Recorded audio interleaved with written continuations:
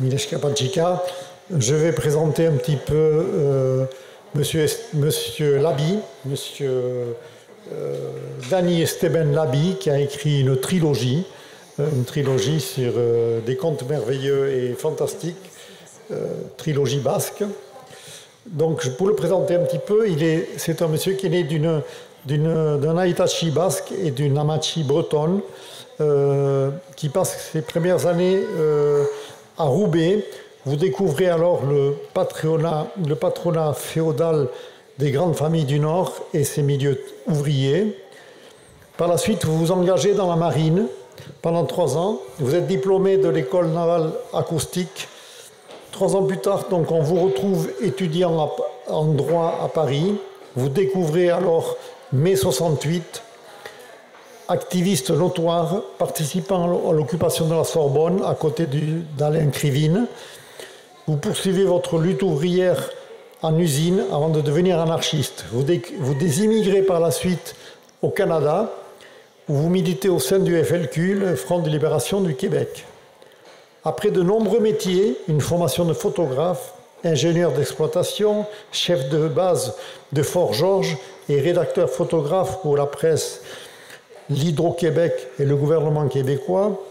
Après 10 ans d'aventures palpitantes, orpailleur en Amazonie, vous rentrez, vous refaire une santé à l'hôpital Saint-Louis, parce que vous n'étiez pas très bien. Vous rencontrez alors votre femme qui vous stabilise un petit peu en Savoie.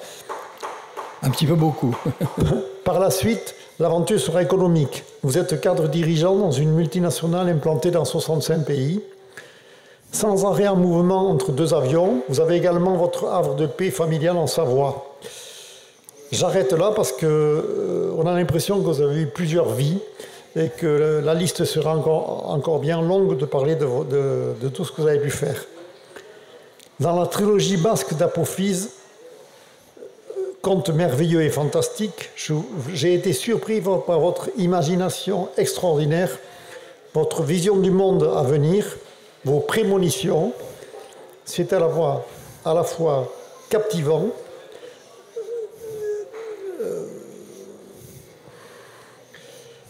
je vais y arriver, c'est à la fois captivant, prenant, même inquiétant. On se demande, on découvre même un jeu de loi.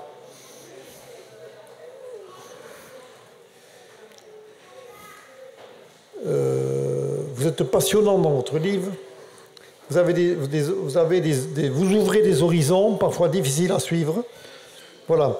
Alors, j'ai été surpris par 2 choses dans votre livre. D'une part, c'est la place de la femme. Et de l'autre part, la place du chiffre 7. Pouvez-vous m'en dire un petit peu plus sur la place de la femme? Oui, sur la place de la femme, parce que on a ici un exemple ancestral sur le matriarcat primitif et dû à l'absence des hommes pour la pêche, donc, et puis également des hommes qui partaient dans les estives pendant longtemps. Et les femmes avaient non seulement la responsabilité familiale, mais également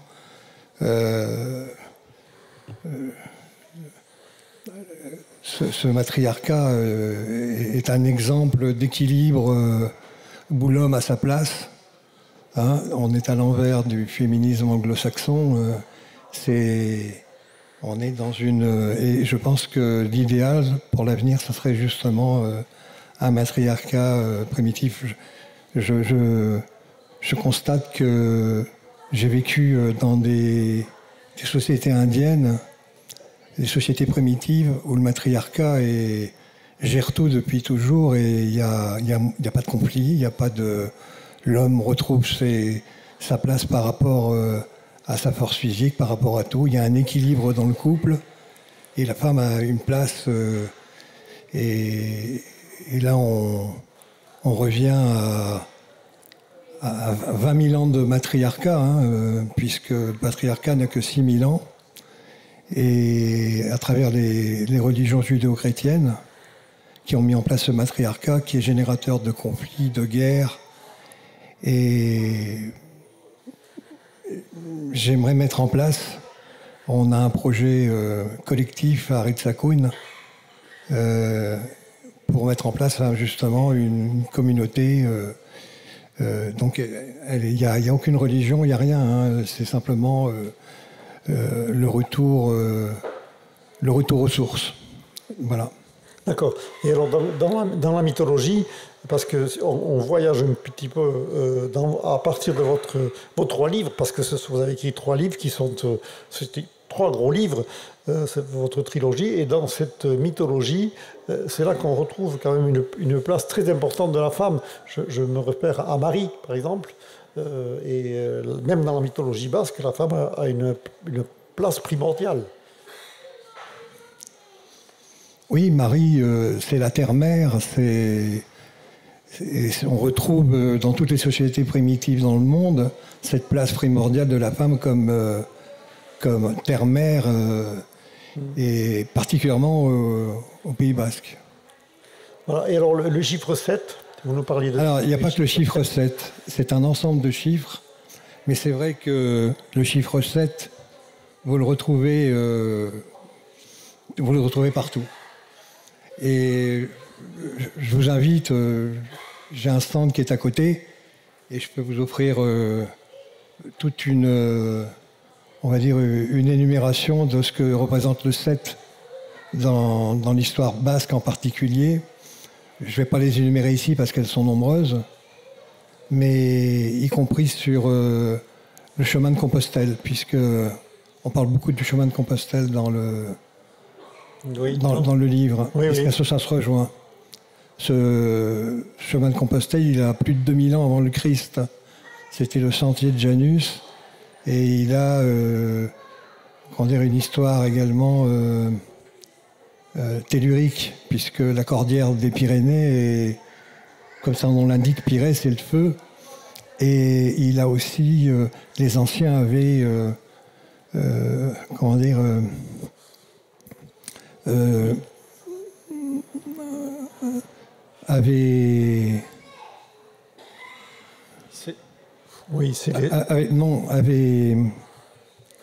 excusez-moi, le nom m'échappe, fixé Orient dans...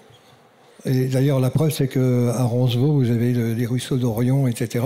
Il y a la forêt d'Orion. La forêt d'Orion, qui vont jusqu'à Compostelle. Compostelle étant, ça c'est de la physique pure, un pieu cosmique, où se libèrent certaines énergies.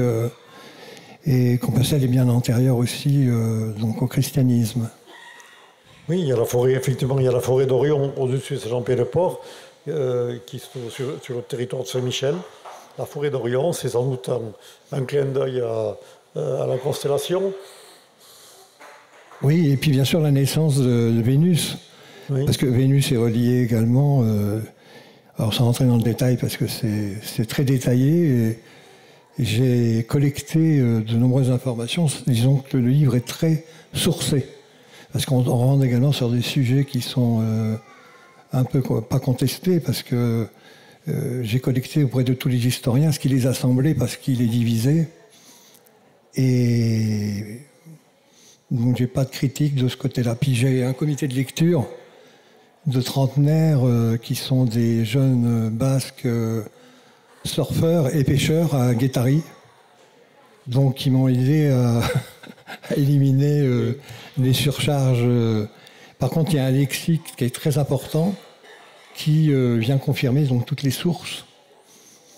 Et elles sont pas religieuses, elles sont surtout physiques. Donc par rapport à l'énergie qui se développe au Pays Basque. Voilà. Alors moi j'ai été très surpris parce que en vous lisant, on est transporté dans les années 10, 20, 30 ans à venir.